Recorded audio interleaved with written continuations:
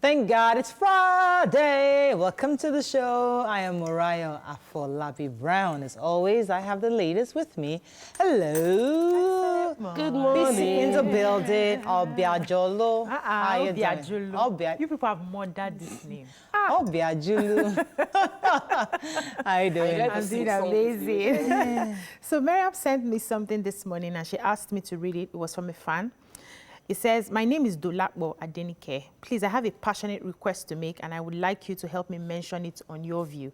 There are some Nigerian students of European countries in the country at the moment who are stuck in Nigeria.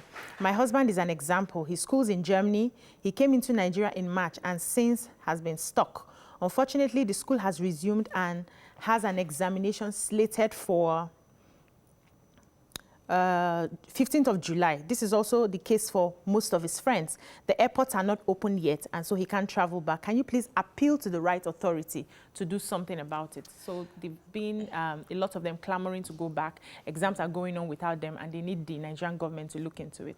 Well, I think the airspace will be open sometime mid-June. I think they already said that there's a possibility they're looking at, I think, June 21st. I think it's in the papers. Yeah. But I think also the schools must understand that they have international students that have traveled outside. Yeah. So they must make some kind of concession for them. So it's both ways. Yeah, so, I mean, but as much as I get that, I know that the Nigerian spaces will be open soon, I believe. But the international flights might not be able to come in.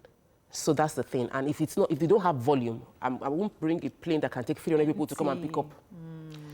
They need to think about that. So those schools do know that have international students, and they probably can make concessions for them. Okay, how are you doing, Topsy? I'm flaunting my afro. So apparently, even my mom thought it wasn't my hair. Imagine Mommy. She forgot. Forgive her. So it's afro season. I think I'm going to actually rock afro all through the month of June. Okay. While we're working, maybe we would have a product line before the month of June. Ah, congratulations. Yeah. For hair? For hair? Yes. Oh, okay. Makeup? No, for hair. For hair. For hair. Okay. I've experimented enough to know Abella is so strong that you need to have a makeup line. No, but you need to consider if there's a need where you want to put your product. Okay. And based on... Not just enter the market because... Don't just enter the market because you feel like... Okay. But I know natural hair, there'll definitely always be need to maintain. Yeah, and you can have as many products as you want. Yeah. But I'm also really, really grateful to God. And you know, something was trending online that I was going to mention. The things we do, we might think we're young, and we do these things, and they will come back and haunt you. Right. So there's this tweet that was captured from Peruzzi that he tweeted in 2011 and in 2012. I'm sure he had no idea who he would be in 2020 and how those things he mentioned concerning rape would come and haunt him. Right. There are many areas of our lives that we will do things that if we think back, we wish we didn't do it. But right now, let's have 10, 20 years. Let's have long-term vision. What am I putting online? Would I like it to be seen in the next 20 years? What am I tweeting? Would I want to see this tweet in 20 years' time? Would my future person be happy to see this picture of myself? If I become the president, if I want to apply to if I want to become the governor, would the future me be able to come out with this kind of thing? But you know, it's as bad as employers now go online to check out the people they want to bring into the organization. So you apply, you put your name there. They ask you for your media, your don't just be trending for trending's sake right now. We can launch it and save it for you for the next 20 years. You will see it. It's not going anywhere. Fantastic. I think we can end with that. It's a good nugget for people to know, because the truth is that what goes around comes around. Whatever you sow today, you're likely to reap. So you must ensure that you sow good stuff online, even if it's personally, so that in the future you can reap good fruits. Let's go on a break. We'll be right back.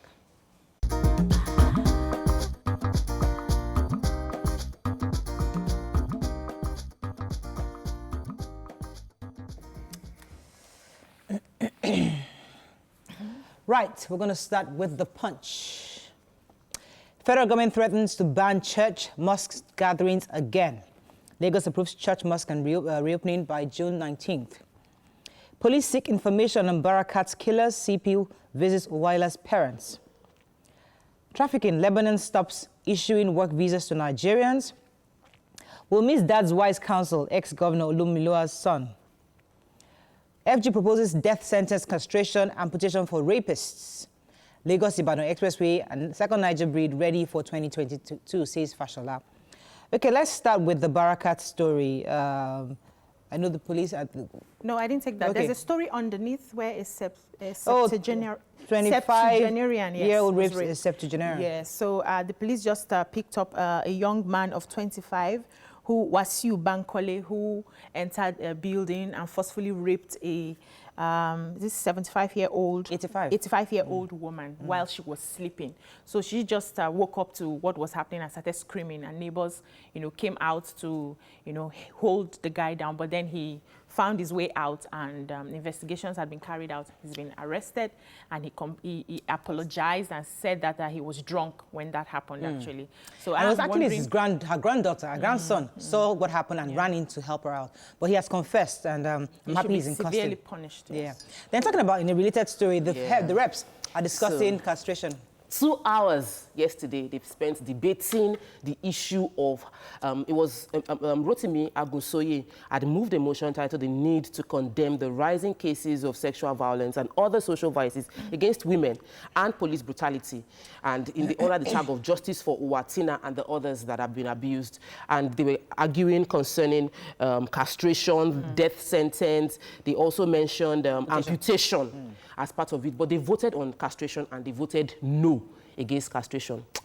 I think we should have more women in that place. Yeah. So one of the reasons why they voted against castration, he said, in a situation where a woman is raping a boy, how do you castrate? What do you castrate? So that's where the argument was, and they were not sure. Put it in clause. For men, castration. For women, something else. But I think it should not be a blanket punishment.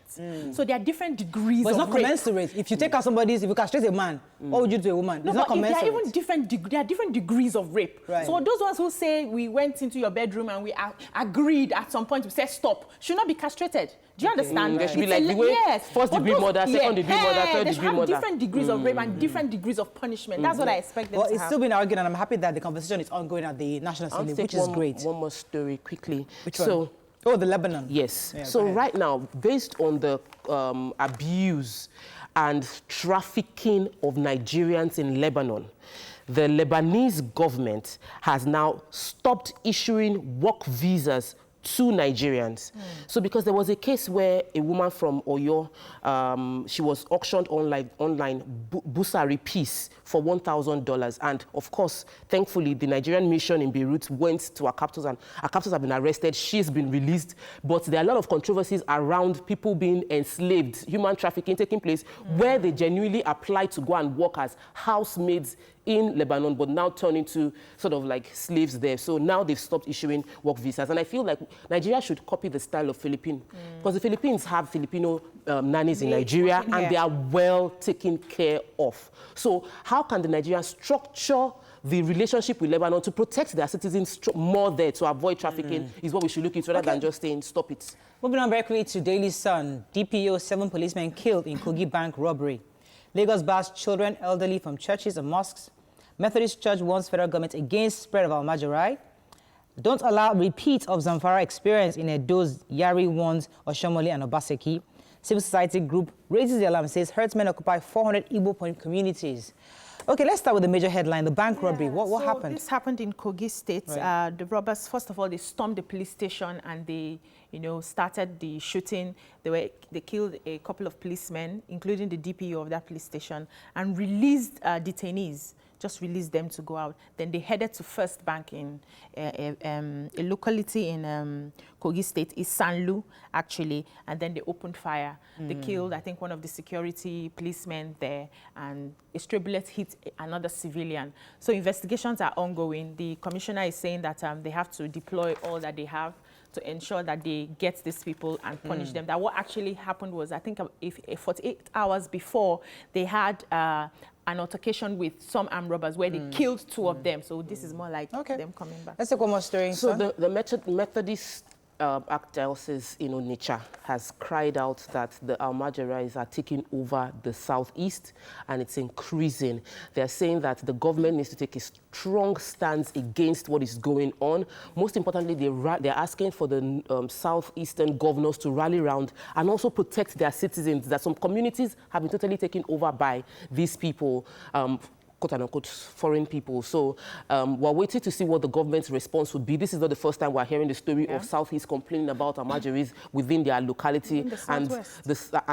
We need to hear what the president will say concerning it, how we would not resort to self-help. So there are two stories also related. So civil society is also complaining that, so there's almajiri and they are the headsmen. And they also complain that they've occupied 400 communities within the Southeast, and that's an issue for them. So I'm still having trouble understanding almajiri are the children who are going on the which most of them have been sent back already to their so I'm not sure which it is, but either way. But we found a way to coexist. So I was in Ogbomoso a few weeks back, and I saw people in a community where they said these people migrated here and they were taking care of their heads, but now they've turned to a major, like a small city. Let's move on to the nation. Churches, mosques, hotels to open in Lagos June 19th. Obaseki backtracks on exclusion of lawmakers-elect. Anger in House over reps means rising insecurity. Government targets 5 million jobs with $1.2 billion scheme. And Buhari, Fayemi, Akeredolu, others mourn Olumilua. Olumilua was my father-in-law's my late father-in-law's very good friend. He passed on. And he was actually at my wedding, and he actually also came for Papa Brown's burial. So he was the former governor of Old Ondo, and he'll be greatly missed by his family. So all our leaders have actually been sending in their condolences. Let's take the major headline. Yeah, so the Lagos State government has said that worship centers, along with hoteliers and all these hospitality organizations will be opening from 19th of June. They've also ensured that they have the guidelines and they must follow up on the guidelines. They are supposed to not, for churches that have more than 500 members could have several services to accommodate that, but then the services should be like 40% only. Capacity. And they are saying that we don't have capacity, and they're saying that we don't have, we don't want children from 15 years below to be in the churches, and adults from 65 years, because those are vulnerable. And in a related story in Punch, we just missed that the federal government is saying that for churches and mosques that don't obey the guidelines, they can revoke this unlocking.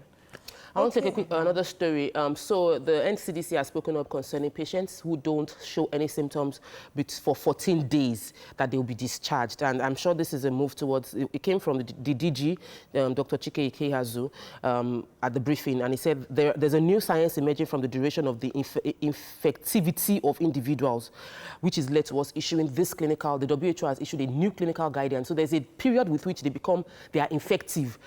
They can infect other people. So if they don't show symptoms within that 14 days, it means that probably they can no longer infect other people, and they will now be discharged. And we're looking forward to decongesting our isolation centers.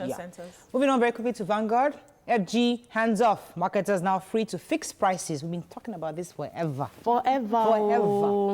Nigeria must exist on basis of equality, says Northern leaders. COVID-19, Lagos reopens mosque churches June 19th and 21. Edo, Oshomole Obaseki's camps fight hard and dirty.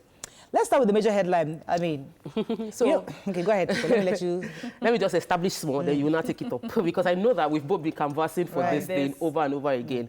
So, Mr. Abdul Kadir Sadiu, that's the Executive Secretary for PPRA, has released a new market-based pricing regime for premium motor spray, that's PMS, our petrol that we use for our cars. And this is now saying that the marketers are free to determine the price based on the cost of bringing it in. Whoa. We've been asking for this, Mariah, you can continue. So, I mean, pretty much, and obviously, I know that the PPRA said they will continue to monitor to ensure that there's not abused. But however, what Nigerians you must prepare your minds to the fact that you might end up paying much more for petrol. But what it means is that they're not taking your money and giving it to marketers as subsidy anymore. So that's if this actually happens, it means that indeed subsidy has been removed, and you then pay based on competition. We'll see how it plays out. I don't know when it will be. Well, when it will be implemented. Well, I didn't see when it will be implemented. We'll see. I know Nigerians might not be happy about it, but eventually, guys, I think this is what we've been asking for. Because we keep paying, trillions. This is what caused the. But the money we're going to be saving from not paying subsidy now. Yes. Are you sure that it will be utilized for the good of all? We don't have the money. That's the thing. I'm just asking. Final paper, Daily Trust, very quickly. Governors violating interstate travel ban. I think that's the only headline we've not taken. And I'd like somebody to take that because there's, Yes, so the state governors, they carried out an investigation and they found out that they have not been obeying the interstate That's Daily Trust carried out the... Yes, they've not been obeying interstate travel laws, which they've been saying, they mentioned some governors, which I don't want to do now, that they've been going in the papers now, let me help you. So Edo State governor was cited at the villa, the presidential villa, to visit, but they are saying that they have immunity. So they have immunity, and that means that the laws are not for everybody. No, if they are going about state duties, let's not listen.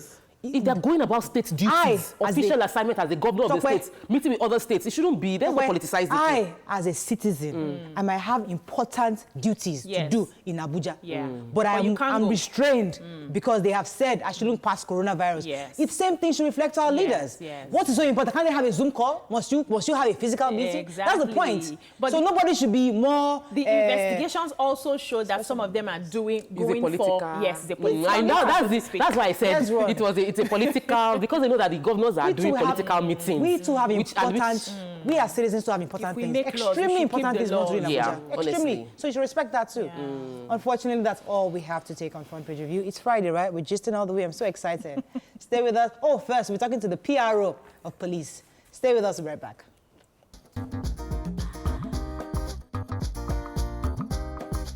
Stay tuned. Your View will be right back.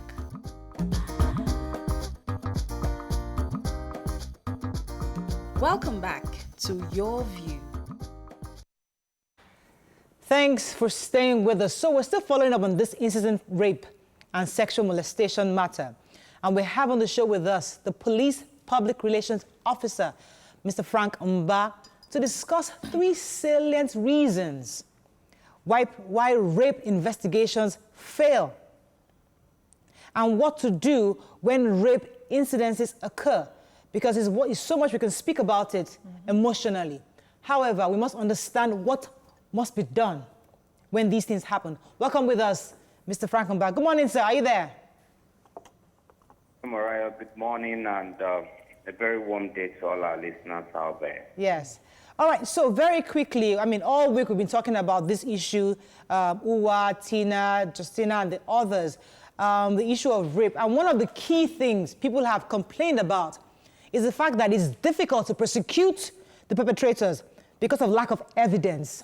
And obviously, they always blame the police a lot of times for not doing their due diligence or to support and help young ladies that have undergone these kind of situations. Now, as a PRO police, tell us, what are the things that we as citizens can do to ensure that your investigations are effective and accurate? Okay, thank you for this opportunity. And let me join you and all other well-meaning global citizens to condemn all variants of rape. Rape is a very serious criminal offense. Rape is not fun. And rape is not sex.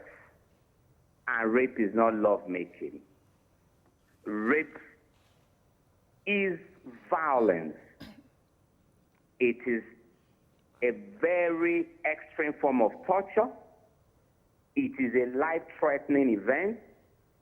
It is totally humiliating. As a matter of fact, you can describe rape as robbery of another person's essence, another person's dignity, and the worst form of assault on any woman. So it is a serious thing. Unfortunately for us, it is also one of those crimes that has posed a lot of problems in managing, in preventing, in investigating sometimes, and in successfully prosecuting.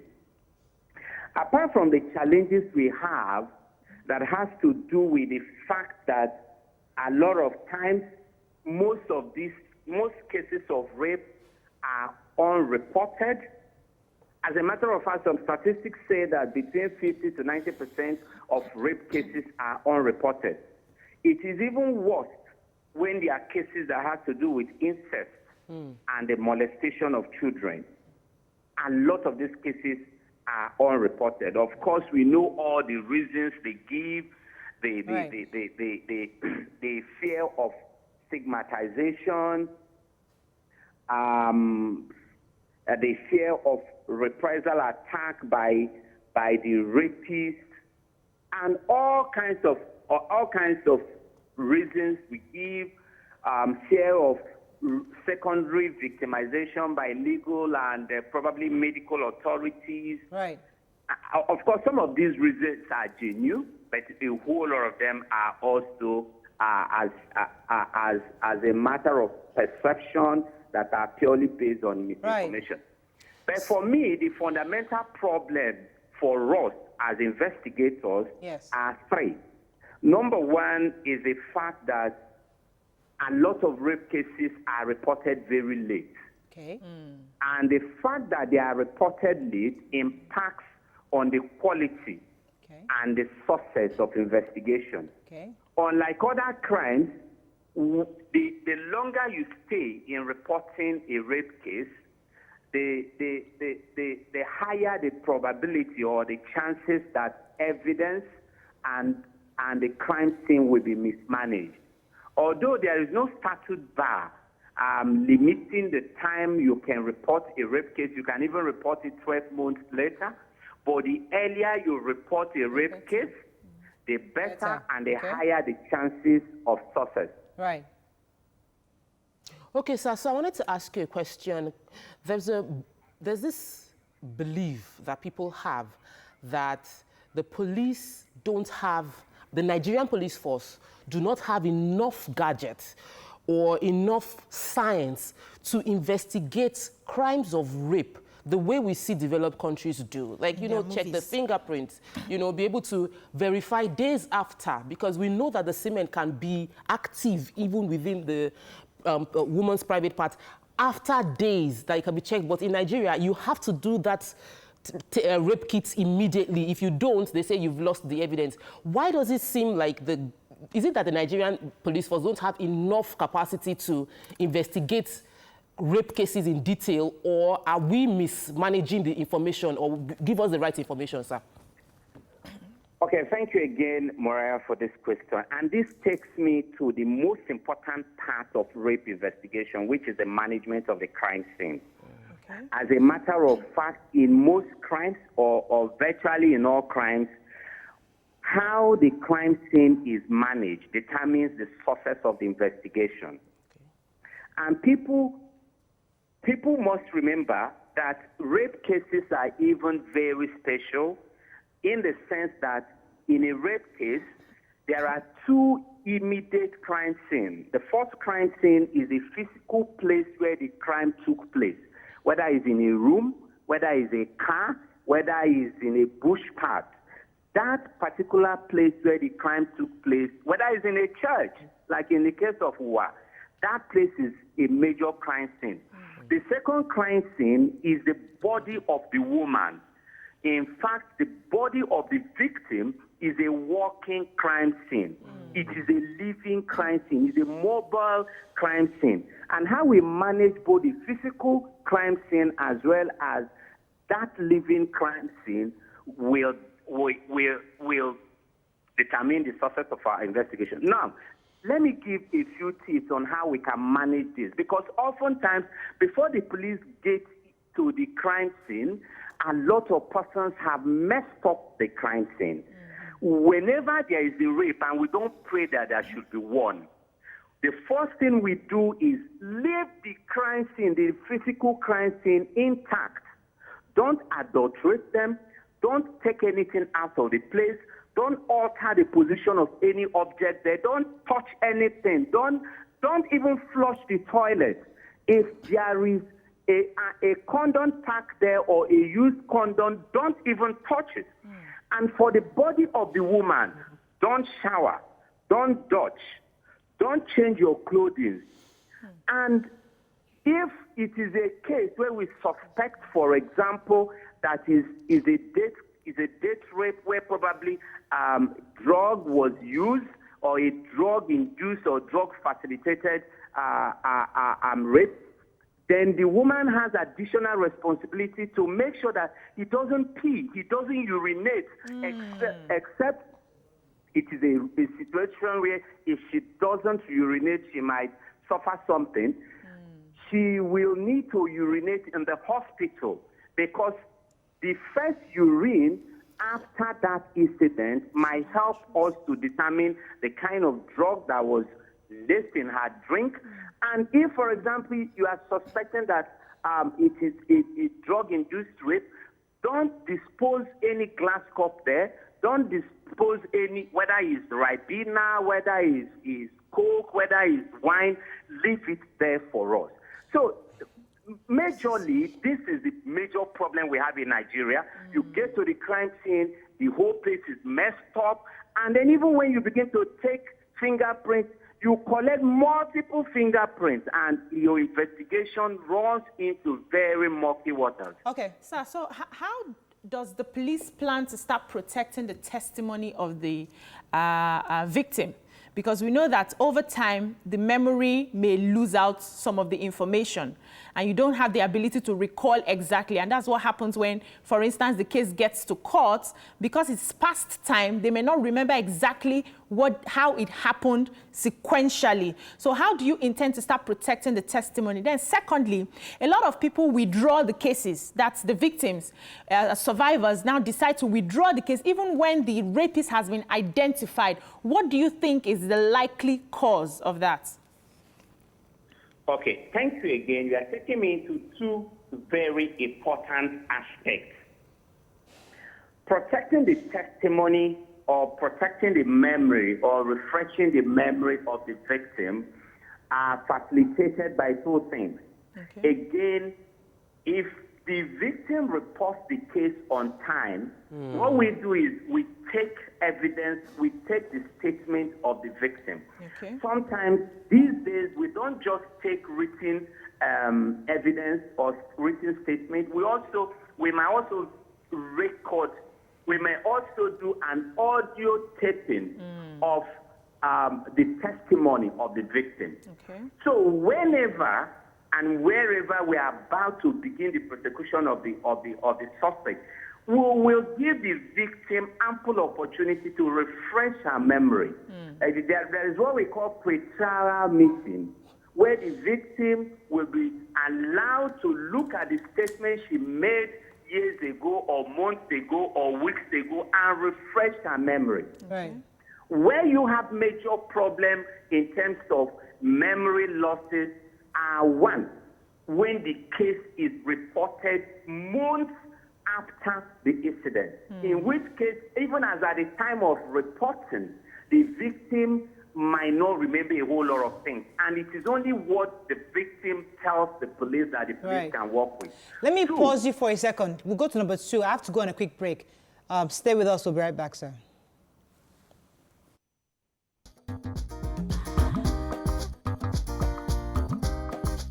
Stay tuned. Your View will be right back.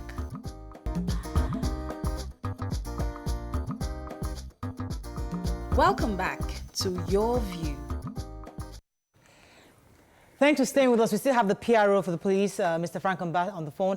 He was going to answer the second part of the question. Why victims pull out of investigations even when the perpetrators have been identified. Mr. Amba? Hello. Yes. The second part of the question, why family members actually pull out once the perpetrator has been identified? I think, again, this is actually the most worrisome trend.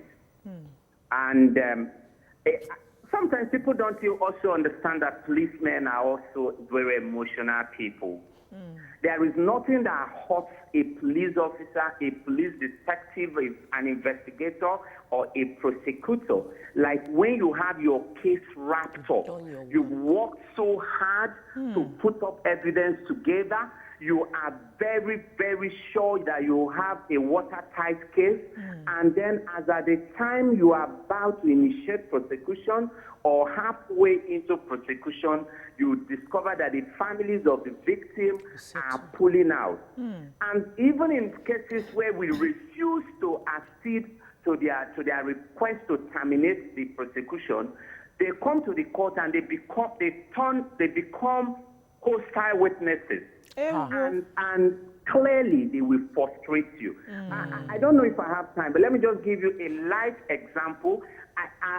When I started my career, the second year into my career, I was working at Trinity Police Station in Apapa, and we had this case of the defilement of a young girl that was just about 10.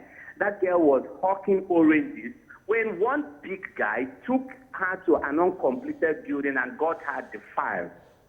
We went into investigation. I was assigned that case as a young investigating police officer.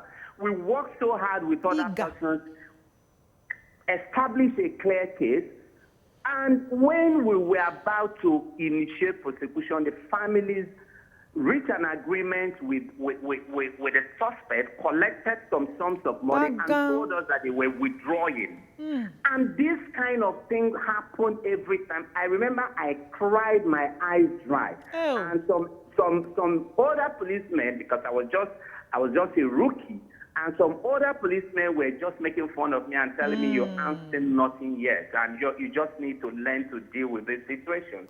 And these are the things that happen every day, and it can be very, very frustrating. Okay, because of time, we'd have to wrap up on this, but I wanted to ask a final question concerning the reception people receive at the police stations. It seems that the police are not very receptive. They ask you for mobility money to start investigation. They open the file, they waste your time, they almost even frustrate the beginning of the investigation. And Choko was going to add a bit to that question also. Yeah, so like how many police, I know that we've had this discussion before that not all police stations have the rape kits that is maybe divisional. Is it true? Does every police station have the capacity to handle a rape case? Yeah. What we've done over time is to raise a generation of officers who are trained and given some specialization in investigating rape cases. But the honest truth is that every police station can act as a first responder. But as soon as you take in the person, you give the person the necessary advice, you are expected to transfer these cases to stations that have the accredited gender units. And that is how it should be. I must admit here, and very regrettably so, that out of the nearly 400,000 police officers we are not a collection of angels. And there are some police officers that you will meet and you feel so bad that things are happening that way. But there are majority of policemen out on the street in the police station are fathers, they are brothers, they are sisters, they are mothers, they are aunties. Some of them are even grandmothers and grandfathers. And they understand the implication of a woman being raped. None of them will wish their daughter, their wife, their sisters to be raped.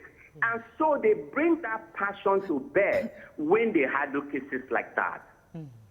Okay, I have to let you go now, but I want to be sure I understand what you said much earlier. So, for example, in the UAS case, so a crime scene happened at the church. She was raped. And at that moment, she was actually injured. At that time, she hadn't passed on. So when the first person that comes into that space, first of all, first thing you do is obviously get the hospital or get somebody to take her to the hospital. But immediately that is done, you call the police that a crime has happened here. Though she didn't die, something happened. So the police should have been alerted immediately so that that place would have been cordoned off. Yes. So that things would not be tampered with. Because they took her to the hospital and she didn't die until Saturday. So between that Wednesday and Saturday, it is possible that a lot of things were tampered with in that church. So you're saying that when a crime happens, immediately a police should be alerted. Is that what you're telling us, sir? Exactly. You get it correctly. All right. We must maintain the near virginity of the crime scene. Right. We must leave the crime scene in its purest, uncontaminated, and pristine form. Right. As much as possible. Even the approaching pattern, the road, the exit point, the entry point, we must leave everything intact. No matter how scattered things are in the crime scene, leave them that way because we understand when we come in. Right. Because when we look at the way they are scattered, it can help us to reconstruct the crime scene and give us a very good sense of what might have transpired or happened in that crime scene. Thank you so much, sir, for joining us. We appreciate your call and input this morning. We've been speaking with the PRO of the police, Mr. Frank Mba. And I think not just for rape crimes, something as small as somebody poured water on your house help. Somebody spanked a child, or maybe those little things, as small as it is. Yeah. Once you're calling the police, leave it as it is, because it will help their investigation. Because the more they have an airtight investigation, the more prosecutions we have, and then we can put these people behind bars. They also need to respond on time. So sometimes you go there to lay a complaint, and then they delay you because you have to pay to open the file and have to pay for this and pay for that. So if they respond on time, things will be left that way till they get there. And another thing is, our lawmakers are looking into the laws concerning how to punish rape cases. Obiajulo already said that we should have different degrees. First degree rape, second degree rape. I totally agree. I also believe that at the end of the day, we need to look into the procedure we've laid out for the police to prove rape cases. Somebody cannot be raped in Alagbado or raped in Ikorodu, and you say that, oh, she was raped, she won't take her bath, she will carry herself that way. Let's say her clothes were torn. She doesn't have her own car. She's going to carry herself like that and go to the police station regardless of the distance. There is no way the evidence will be tampered with. It is messy. And I know the PRO is a man, he might have emotions, but as a woman, when you've been abused like that, you want to just wash. Yeah. That's the first thing you want to do. And very rarely will somebody be able to just say, I will carry my body like that and go to the police station. Okay, there are ways we can do these things. It can't be that you cannot wash yourself. You can. And we must be able to use technology to do this thing better. Okay, well, I don't want to... let me take this final call before I go on a break. Okay. Good morning, call from Kaduna. Thanks for calling. Good morning, sir. Yes, go ahead, please. Caller. Welcome to the show. Good morning. Sorry, about this rape issue they're discussing. There was an incident that happened in Kaduna, around Mando area. There's this rape case they took to police station. The woman went to police station like, my daughter has been raped, and this is the person that raped her. They know the person. The woman knows the person. So she went to police station to report. On reaching there, she told them what happened. She narrated the scenario, and they were like, okay, she has to pay for biro to write down the statement first. Then she has to pay for paper that they are going to write the statement on. Then she will fuel their car to go and carry the raper. Can you imagine this? One of my colleagues was there. He just ran to the office. Was just was there. See what is happening in my. I see what happened. Was not just that this is what happened. See what police are requesting for to go. Do you know what happened? After that, they now asked the woman, where is the man living, where is his location? She gave them all the details. You understand? These people now told her that they cannot go. They cannot go and carry the person. She should go when she have money for biro and other things. Then she can come back. Did you know what these police people did? They went behind this woman and go and meet the man and collected 10,000 naira from him and asked the man to run away. When was this? They went and connived with the man that he should pay 10,000 naira and run away because this man is already... When did this happen? If they didn't do it, somewhere like a year back. We need to report this He came to us, he couldn't hold himself for there. There's a story I want to just see. From that place, he has called me, from the police station. He went there for a different thing, but I'm telling you, when he was so... Thank you so much for sharing your story. I'm sure Frank Mba is listening, and these are some of the cleanups that need to happen in the police stations and the reorientation of our police officers and how to ensure. And that's why I was asking about the test kits, rape kits and all that. We need to ensure that many of our stations have these things so that they can know how to care for these rape victims. Let's go on a break right now. When we come back, we have other topics to talk about. Stay with us. We'll be right back.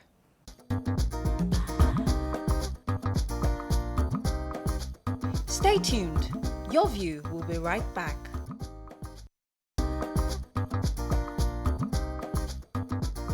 Welcome back to Your View.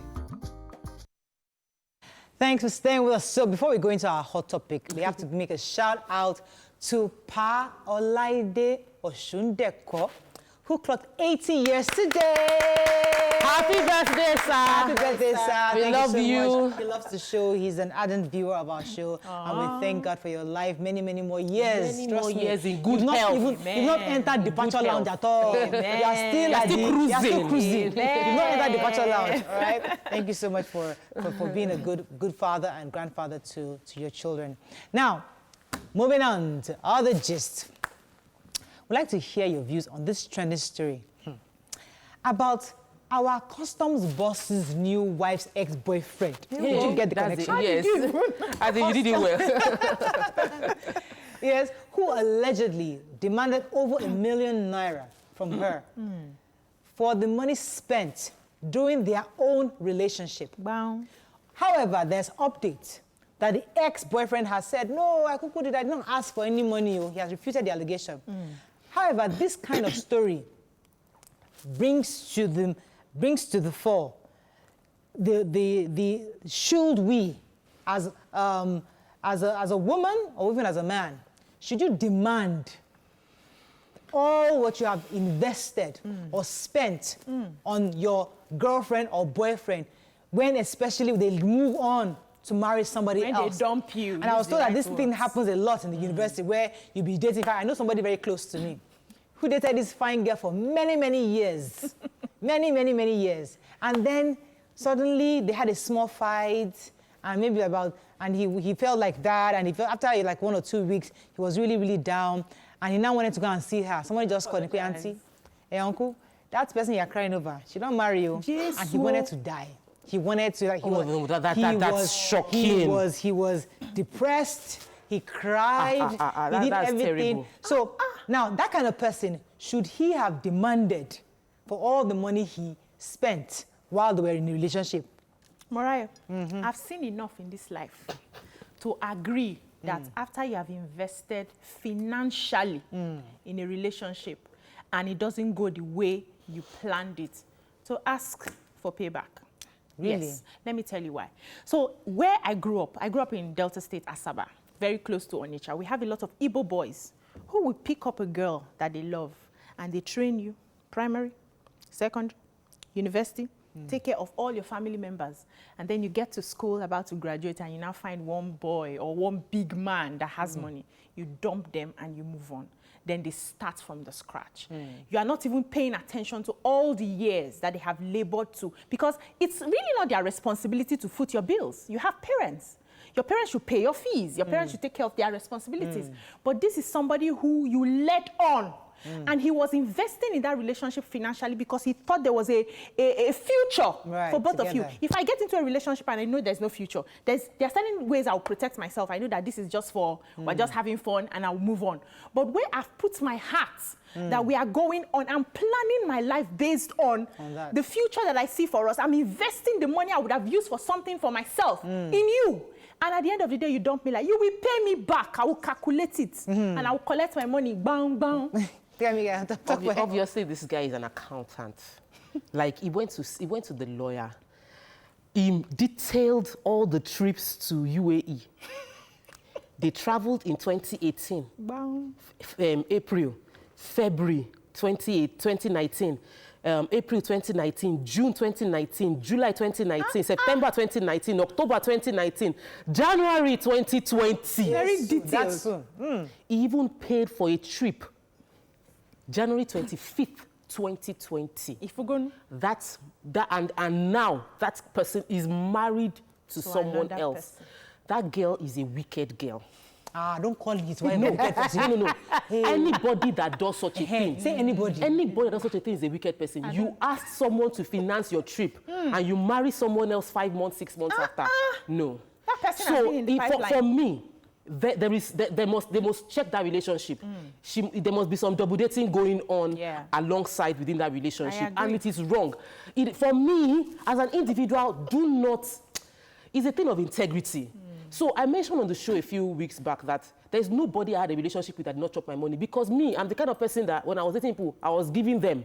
And I feel that I'm not giving you because I want to get it back. I'm giving you because you are my very good friend at that time. And we have a relationship. and you have a need, I would help you. I did not see it as an investment. So I'm not going to ask you for a refund. Okay. Because I could have done it for someone that I wasn't in a relationship with. I have a friend that is owing me money now, and I helped out the person. It's not like I'm investing in you to get back. However, there is a detailed list of monies invested specifically in her business. Projects. Specific office rent, laptops for the office. I think that when we're doing this love thing, we should open our eyes. Love isn't blind. Business investment is different from relationship help, and it must be tagged as even if you are dating the person. I'm coaching someone and I'm saying, this your business that you are bringing to me makes sense. I'm even willing to invest in it, but it will be on an agreement level, not just I'm helping you. So when you do all of these things out of benevolence with the intention of marrying the person, have you put a ring on it? Even those that put ring on it, they divorce. So please, count your loss and move on. Another angle is the fact that there are Nigerian men who are working so hard outside the country. And when it's time to marry, they come home. They bring in some girl from somewhere that they feel that this one is not a Lagos girl. They go well-cultured, well-raised. Fly her all the way to America or to the UK. Let's use America, because America they usually go to. Yes. They go to America, you enter, you now watch Oprah, and you see you have rights. You watch Ellen DeGeneres, and you start. I'm not watching play for you again. You now start what they call the nursing. They start nursing, and you start making times 5, times 10 what your husband that brought you in is making. And you now know that I am an American citizen. You know, I have rights, and suddenly that which he saw in you begin to diminish because now you are an American citizen. Now, in that situation where the woman, the nurse now decides, well, you know, I'm done with this. I'm not taking Divorce. this. I'm leaving, and divorces. Do you think it's right for her for the man to ask her for everything he has invested? He brought you to this country. I think so. Should he pay her back? I mean, should she pay him back for all he has invested in her? I think so. You remember that story we had here? It was a court judgment about, and we talked about, I think it happened in Ibadan or so, about the palm tree effect. So a woman marries a man who had nothing, and then they start building. And they get to a point where the man now decides, okay, I want to marry somebody else, and kicks you out of the house. And the judgment is no, it's a palm tree effect. Before she came into your life, you had nothing. Now she has come and you have a lot. So you're going to share it equally. It's the same thing with the man. So if the man sees that, okay, I have built you up, I've established you, now you're making more money and you now decide to put me aside, we have to share it. I have invested that money I used to bring you from Ogbomoso to America. You are going to pay me back. All the money I used to send you to nursing school, while you were going to school, I was taking care of the babies. You have to pay me for my time. I think we need to start having a conversation where people should stop taking advantage of others. And having emotional conversations. Exactly. Proper agreement. In marriage, you know, I said it, that if you were going to invest in our business and everything, put a ring on it. Because when you have put a legal framework for your relationship, dating is not a legal framework. There's a local Yoruba movie, old Yoruba movie, that I say, Iditije, 5,000 naira. They call the lady Lola Ijije, being that he'll be like, if you invest in me, I have paid you back in kind. I don't understand. Kind has given you back the money. I don't agree. That's on one side. Number two is, I believe in you sow a seed. You don't need to reap it where you sow it. There's a factor for me, the way I serve my God. I can sow for BC and God will use Mariah to bless me. And it has always worked for me. So when we go into relationship thinking, I have put this money here. I must get it here. It's not always about that way. I have blessed you. God has given me the capacity to bless you and push you to where you are. I will face the God that gave me the capacity to bless you, to bless me in other ways. Because that relationship has already gone bad. So if we are married, yes, legal divorce framework says we share half of what is already on ground. But in other relationships, I would say, I have given to you, God will reward me back for what I've invested in you. Let me take this call from Toronto. Good morning, are you there? Oh, good morning, Mariah. Morning. Morning. My name is Latif. I'm calling from Toronto. Welcome to the show. This is my first time of calling. Welcome to the show. So thank you. Yeah, you know, there's no big deal about you spending money on a lady or on a guy, and he or she went on to marry another person. You just leave everything to go. There's no big deal. So just leave it to God. So it's going to pain you, but just leave it to God and you move on with your life. So one thing that made you cry, God is going to make you smile. You just know that. Thank you so much. Thing, I don't know if I can ask for another thing, Moel. Go ahead. Is it possible to be saying, talk every day on the program? That's so sweet. Yeah. Is it possible? Don't worry, we have a system here already. Thank you. Thank you so much. Oh, you're welcome. Have a wonderful weekend. Right, thank you. I want to just add something.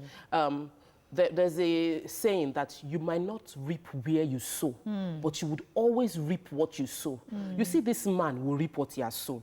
Maybe it will come in another relationship, maybe it will come in a business relationship. This 9 million that you think is a whole lot of money, you will reap it because you invested in good faith in someone. And the girl that chopped your money and ran away, she will definitely also reap. No, he has already said, let's put the story in perspective. Let's leave the story because the man has already said, I didn't ask for the money back. He has already, so let's put that aside. But let's focus on the concept of you reap what you sow. Yes, that you actually reap. God has given us a brain, and He expects us to use it. All this, God will. We're disturbing God. We're disturbing Him, as far as I'm concerned. He has given us a brain, so He expects us to make sure that every decisions we take, we think it through. Now, for relationships, I find it unfair that you are leading somebody on and you know that you are not getting there with that person. It's unfair to that person. That's unfair. So let's put yourself in that person's shoe. That's unfair. Know, if it could be that you didn't know from the beginning, maybe you started a relationship and you realized the guy became an abuser, the guy was now, and you changed your mind. Let him know, these things you are spending on me, I'm not going to marry you. I am not. Be upfront. So if it is choice to keep spending, tomorrow he will not come and ask for it because he chose to when he knew that you could walk away. But you led him on to the point that he was already planning. He has taken you to the village. You have seen everybody. You are my life. Yeah. And then you break it and you don't. That shouldn't be a crime. Now. You should be able to prosecute that kind of person. Let me take this call from Otumba Bankole. Thanks for calling. Are you there? Good morning, ladies. Morning, sir. Morning, sir. First of all, Tokwe is wearing two different hearings. How can a man notice it? They look at you. you. A man. Why did you notice it? I noticed it. Anyway, with what your topic for today is very interesting. There are two ways to it. One, if your parents hand you over to me, and to take up responsibility. And I did it from scratch, the university, and you dumped me. Honestly, I will call Ghana parents take my money back.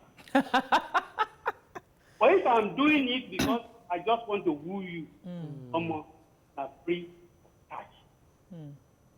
But at the same time, there are some relationships that just want to invest. It doesn't matter. If he dumps you, too bad, move on. But if I'm handed over to you officially and I did all that, I will take my money back. Have a wonderful day. Thank you very much. We're not talking about the rich man here who has come to steal somebody else's lover. You're not putting in consideration the fact that this person has been with another person for X amount of years, X amount of months. No. You are using your money, or allegedly. We're not saying that's the case. That's the situation in this case. We're saying that you're using your influence, your money, your wealth, all that to take somebody else's. That in itself also. No. It's free market. If you have not put ring on it, if you have not put ring, he can still go. Anybody can go anywhere. Yes. You cannot engage me for 3-4 years. Well, how do you going to marry me without marrying? Marry if you want to marry. Somebody that has been with somebody else for so long and there's no space. I mean, I would feel very uncomfortable. So I would feel like that love that you're showing me is not real. No. You might not. Some women, we have capacity. We can successfully switch. We can successfully. I've seen women that will successfully date 3 people at the same time, and they will balance it very well. So we can even say that this new husband is unaware of the previous relationship. We can even say that she dodged it or says there's an abuse. So there can be lies on the part of another person being involved. The person I'll blame. A man has a right to come and say, I see you, BC. I know that you are married, but I want to spoil you. You see, the you that I'm seeing, you have not even tasted the kind of sauce I want to give you. As a man, I have the right to come and meet you and proposition you. It is now your choice to say, I love the person I'm with, so I will stay there, or I will come and meet you. You cannot blame me, the man, for coming to proposition you. You will blame the woman that decided to leave somebody that has invested 9 point something. I just remember something. I have this caller. I'll come to you, BC. Uncle Tony, thanks for calling. Are you there? Good morning. Morning, Good sir. morning, Go ahead. sir. Women have not called. Good morning, Mariah. Good morning, sir. You're live. How are you? Very good, thanks. Sir. You, sincerely, I'm so angry with you. Why? Since last year, before the coronavirus locked me down, I've been wanting to call you to tell you that I will take you to court because you will not let me leave the house until after 10. Sorry about that. Very funny. Coronavirus came, well, it now became an added advantage. So I drop my suit. Thank God. But I must congratulate you. You are all great. Thank you, sir. You have become the Anapo of electronic media in Nigeria. Yay! Anapo, that's what I would rather want to call you. You are Thank you, just sir. too super. I think you are the president Anapo in Nigeria. As for the topic you are discussing, for a paid relationship. Hello? Yes, we can hear you very clearly. Yeah, as for the topic, I think it's a bad